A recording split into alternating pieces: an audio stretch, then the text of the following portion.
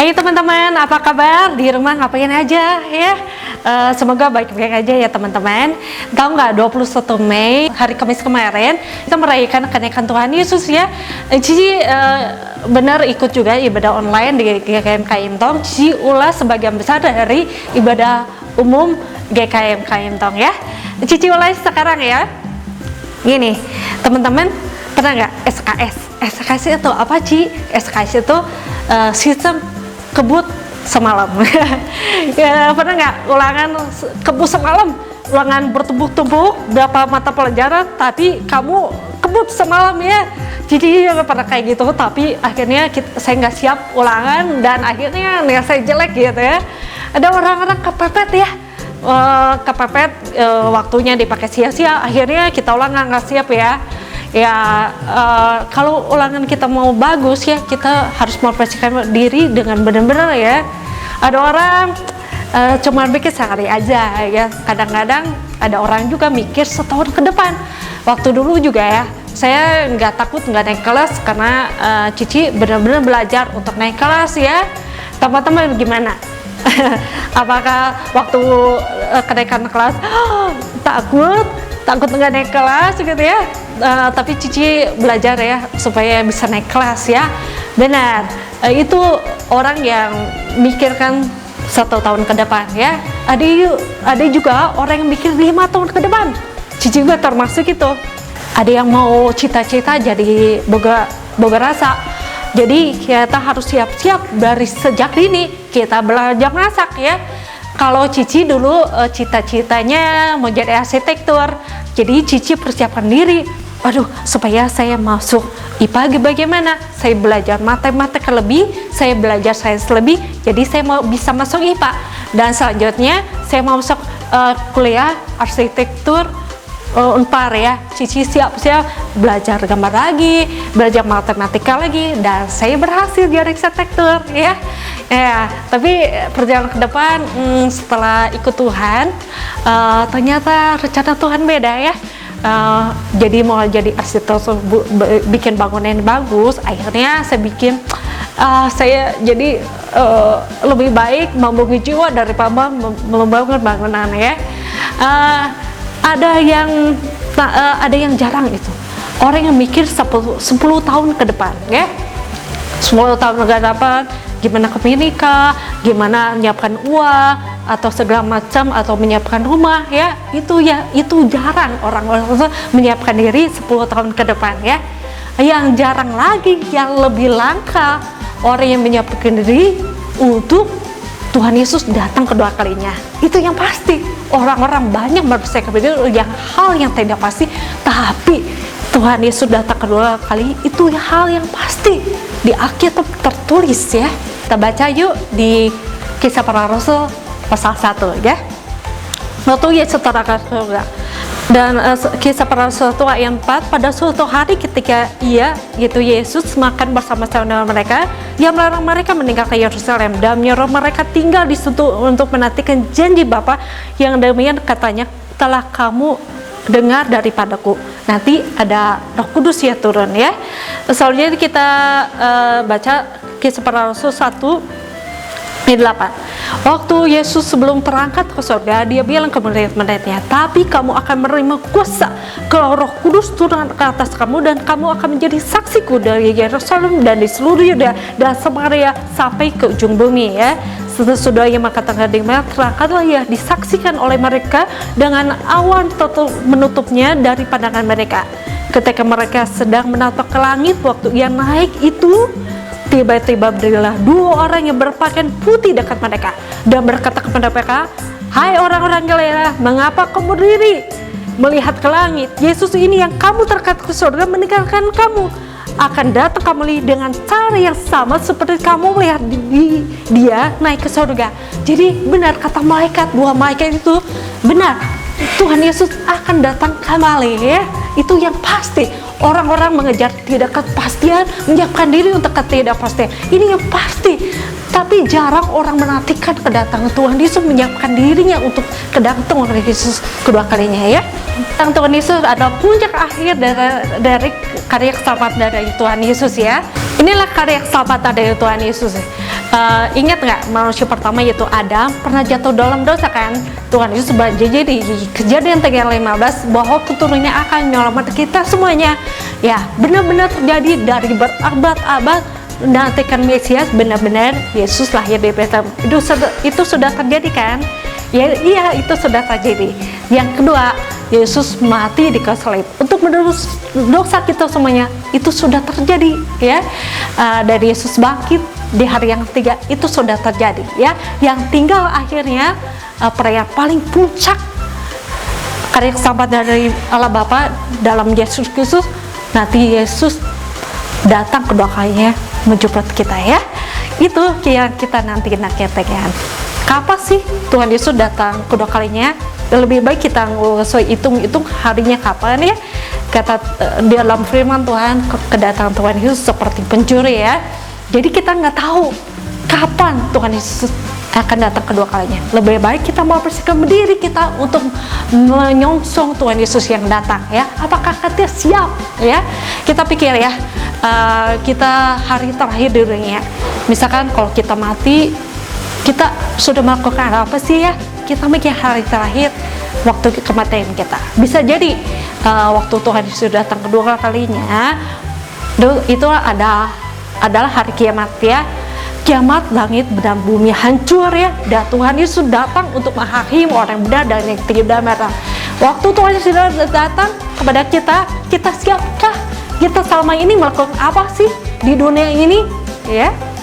Jangan sampai waktu Tuhan Yesus datang menghakimi kita semuanya dan berkata kepada kita, "Nyalah, aku tidak mengenal engkau."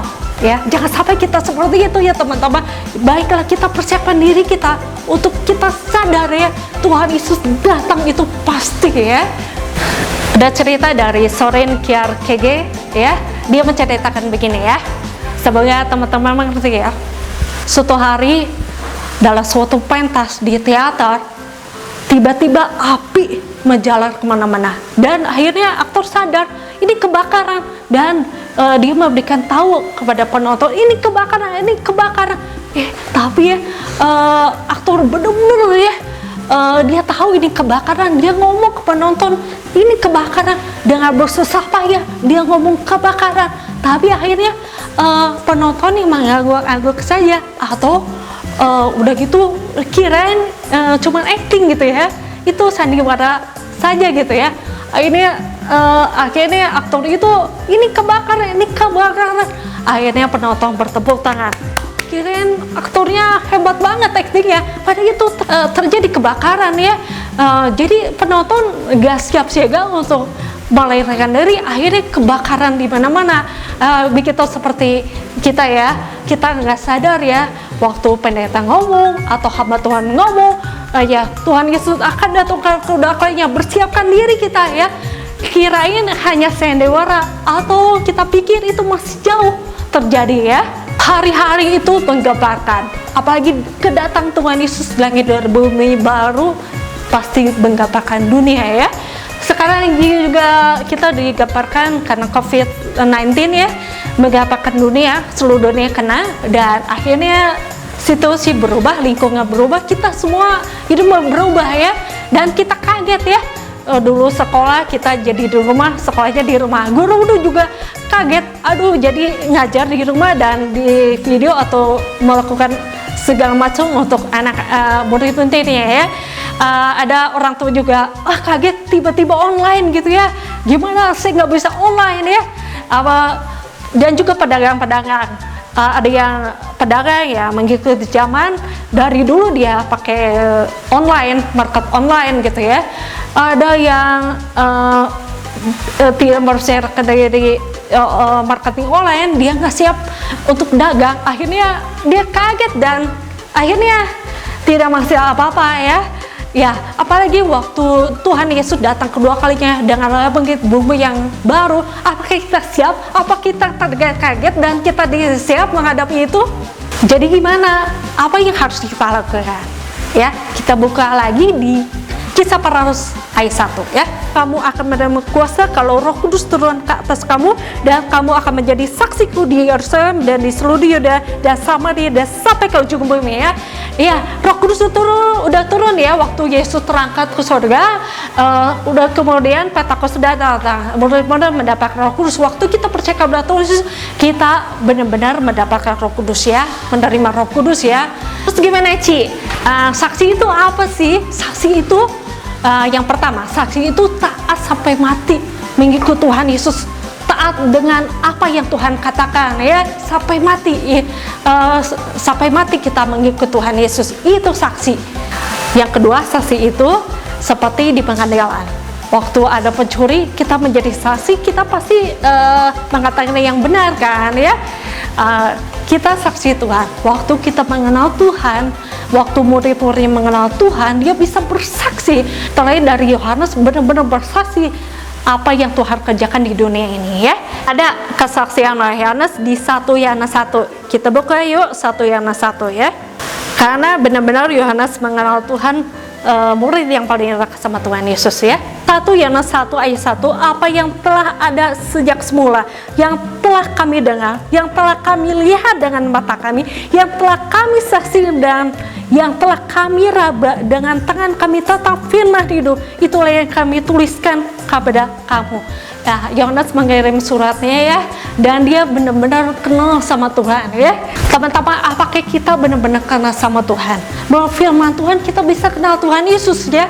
Dan kalau kita pernah mengalami pertolongan Tuhan, pernyataan Tuhan, kita bisa bersaksi ke teman-teman yang lain gitu ya. Kalau kita nggak punya pengalaman sama Tuhan, kita berdoa, Tuhan Yesus tolong Tuhan, saya belum pernah mengalami Tuhan. Tuhan, pasti Tuhan hidup di tengah-tengah kami, biarkan kami saya peka untuk mengenal Tuhan dalam hidup saya. Begitulah kalau teman-teman belum mengalami perjalanan hidup bersama Tuhan ya. Ya, arti saksi ketiga, bukan hanya omongan kita menjadi saksi, dengan tingkah laku kita, perbuatan kita bisa bersaksi ya. Jadi kalau kita dekat sama Tuhan, dekat sama firman Tuhan, Roh Kudus yang menolong kita untuk mengajar kita dari segala hal dan menyadarkan apa yang kita salah gitu ya, dan menuntun kita dalam kebenaran ya. Waktu kita dekat sama Tuhan, dekat sama firman ya, pasti kita akan berbuah. Bahwa itu apa sih? Bahwa itu kata Rasul Paulus, bahwa itu kasih, sukacita dari dalam gitu, damai sejahtera ya. Ya itulah, kita bisa terpacar kemana-mana. Waktu orang lihat kita berubah dari yang dulu yang tidak benar sekarang yang benar ya, pasti orang melihat ada Kristus dalam kita ya. Jadi biarlah kita jadi terang ya. Ya teman-teman, kita belajar gimana jadi anak terang sih ya. Kita buka di Efesus 5 ayat 14. Itulah sebabnya dikatakan, bangunlah hai kamu yang tidur, dan bangkitlah dari antara orang mati, dan Kristus akan percaya atas kamu ya. Jadi kita bangun ya, selama apa kita menghiraukan firman Tuhan, seberapa lama kita nggak baca Alkitab, seberapa lama kita nggak dekat sama Tuhan ya. Kita introspeksi diri ya. Selanjutnya, karena itu perhatikan dengan sesama bagaimana kau hidup. Janganlah seperti orang bebal, tapi seperti orang arif ya. Jadi hidup kita berusaha cari maksud Tuhan. Apa sih maksud Tuhan itu untuk hidup saya ya. Jadi selalu bergaul sama Tuhan, cari kehendak Tuhan ya. Contoh seperti Cicinya, waktu Cici diundang sama pesta teman-teman ulang tahunan, saya pergi ke sana. Pergi teh nggak apa-apa ya, saya menikmati makanan banyak ya, terus ikut pesta, dance, nyanyi-nyanyi ya. Satu waktu dalam hati saya, kalau Tuhan Yesus datang sekarang, apa yang kamu lakukan? Aduh, sampai saya merasa terkejut ya, apa kata hati saya ya. Jadi ya semuanya boleh ya, tapi apakah berguna, apakah membangun kita gitu ya. Jadi waktu Cici mau nonton film juga ya, saya menonton film, tapi waktu saya nonton film, saya Allah Roh Kudus langsung bilang dalam hati saya, kalau Tuhan Yesus datang sekarang ya, apa yang kamu lakukan sekarang? Saya sempat kaget ya. Jadi saya doa sama Tuhan berbicara. Waktu saya nonton ya, Tuhan bicara supaya waktu nonton saya bisa contoh esensi film itu, pesan film ke teman-teman. Tuhan tolong supaya ini bisa jadi saksi, dipakai untuk jadi, dengan film ini saya dapatkan pesan di salah-salah film Tuhan, saya bisa pergi jalan ya. Dan di Efesus 5 ayat 16, dan pergunakan waktu yang ada karena hari-hari ini adalah jahat. Kira-kira selama di rumah ini untuk Tuhan kamu lakukan apa sih ya gitu ya. Hidup waktu-waktu ini memang jahat ya. Teman-teman udah gede ya, kita bisa memilih apa yang membangun kita, apa yang merusak kita ya. Kita bisa pilih ya. Kata Rasul Paulus juga pernah bilang, semuanya boleh, tapi itu membangun kita enggak ya, untuk lebih kenal Tuhan, untuk lebih mengasihi Tuhan, apa itu menjadikan kita ya. Cici banyak lihat game ya, ada yang merasa hawa nafsu kita, ada yang merasa kekerasan kita ya, ada komik berbagai macam yang merasa hawa nafsu kita ya. Jadi kita hati-hati dengan hal itu. Tuhan memberikan kebebasan kepada kita dan kita memilih yang benar, apa yang untuk membangun kita ya. Cici kalau Instagram, Cici juga pakai Instagram. Tapi apakah ini membuat saya waktu saya terkuras habis karena Instagram, atau ini membuat saya iri hati? Ya sekiranya itu semua ya, lebih baik nyawa kita selamat daripada itu ya. Begitulah teman-teman ya. Ya, persiapkan diri kita untuk menyongsong Tuhan Yesus datang kedua kalinya ya. Semangat, bangunlah dari tidur, jangan kita malas untuk prestasi, jangan kita malas untuk cari Tuhan ya. Bangunlah dan bangkitkan, dan kamu percaya dalam Kristus ya. Teman-teman, jangan sia-siakan waktu ya, hari-hari ini ya, persiapkan diri untuk Tuhan ya. Betapa mengerikan waktu kita yang tidak siap berjumpa dengan Tuhan. Jangan sampai Tuhan berkata kepada kita, nyala engkau, aku tidak menang engkau. Wah, kita benar-benar terkejut ya. Ya teman-teman, kita berdoa dan persiapkan diri kita untuk menjadi saksi Tuhan ya. Tuhan Yesus, tolonglah ya Tuhan, firman Tuhan sudah diberitakan, semoga Tuhan bekerjalah, biar Roh Kudus menuntun teman-teman ini untuk mempersiapkan diri untuk menyongsong Tuhan Yesus ya Tuhan.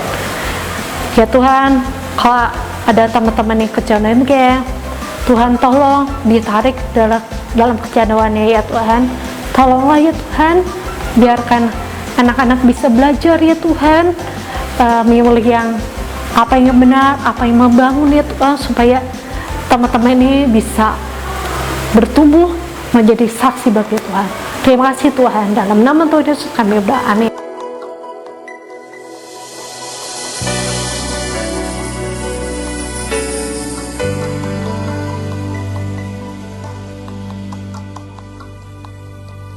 Yesus, kau kebenaran yang menyelamatkanku. Kau memberikanku hidup dan pengharapan.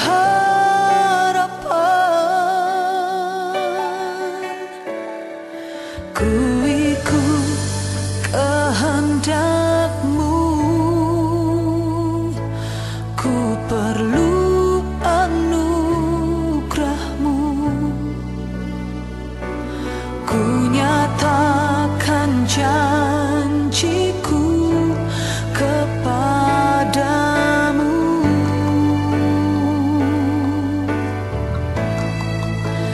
Kalau ku hidup bagimu, hatiku tetap menyembah-Mu. Dunia tak bisa menjauhkanku dari kasih-Mu. Selama ku hidup bagimu, mataku tetap memandang-Mu.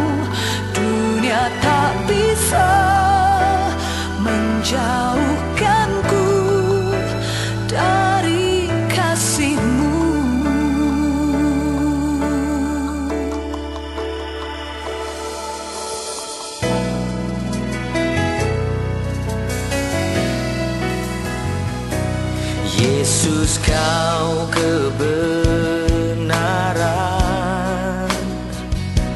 yang menyelamatkanku. Kau memberikanku hidup dan pengharapan. Oh, ku ikut kehendak-Mu.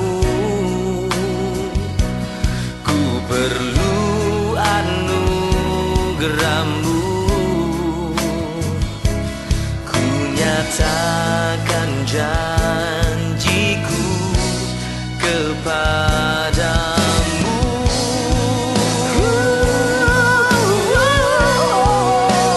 Kalau ku hidup bagimu, hatiku tetap menyembah-Mu. Dunia tak bisa menjauhkanku.